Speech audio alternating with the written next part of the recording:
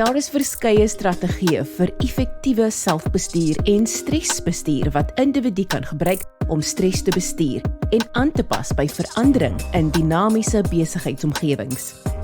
Goeie tydsbestuur is die sleutel tot die bestuur van jou doelwitte en die vermindering van stres.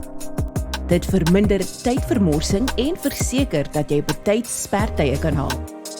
Die belangrikheid daarvan om doelwitte te stel, is dat dit jou help om te bereik wat jy beplan om binne 'n spesifieke tydraamwerk te doen.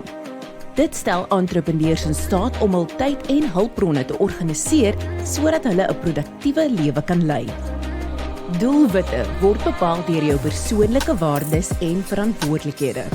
Om persoonlike doelwitte te stel, behels die gebruik van die SMART-instrument om te verseker dat jou doelwitte is spesifiek, meetbaar, bereikbaar, realisties, tydgebonde.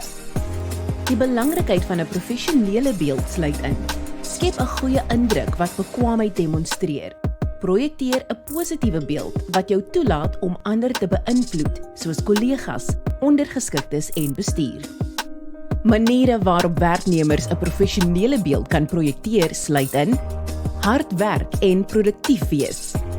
Demonstreer stiptelikheid en entoesiasme. Om op jou sterkpunte te konsentreer en aan jou swakpunte te werk, is nog 'n manier om selfbestuurvaardighede te ontwikkel. Omring jouself met mense wat jou groei eerder aanmoedig as ontmoedig. Dit is belangrik om uit jou swakpunte te leer, om jou sterkpunte te verbeter en deurlopende verbetering te verseker. 'n Persoonlike ontleding van jou sterkpunte en swakhede sal jou help om jou talente te maksimeer. Erken enige swakhede en breek dit af in dinge wat jy kan verander en dinge wat jy nie kan verander nie. Besighede kan ook werknemers aanmoedig om 'n gesonde en gebalanseerde lewe te lei deur te fokus op fisiese, verstandelike, geestelik, sosiaal en materiële welstand. Die volgende eienskappe is noodsaaklik vir persoonlike en werkplek sukses. Selfbestuur, wat die vermoë is om jou gedagtes, gevoelens en optrede te beheer. Mense met sterk selfbestuurvaardighede is meer geneig om hul doelwitte te bereik. Selfvertroue beteken dat jy jouself aanvaar en vertrou en 'n gevoel van beheer in jou lewe het. Dit is een van die sleutelkenmerke van suksesvolle mense. Jy kan jou selfvertroue verhoog deur jou mislukkings of nuwe ervarings as geleenthede vir groei te benader.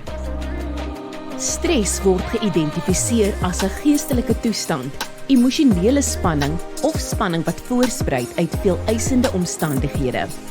Werknemers ervaar stres in die werkplek wanneer daar 'n wanbalans in werkplekeise is in vergelyking met die werklike take wat uitgevoer moet word. Besighede behoort dus 'n omgewing te skep waarin werknemers hul stres kan bestuur deur 'n balans tussen werk en hul daaglikse lewens te vind om op 'n optimale vlak te werk.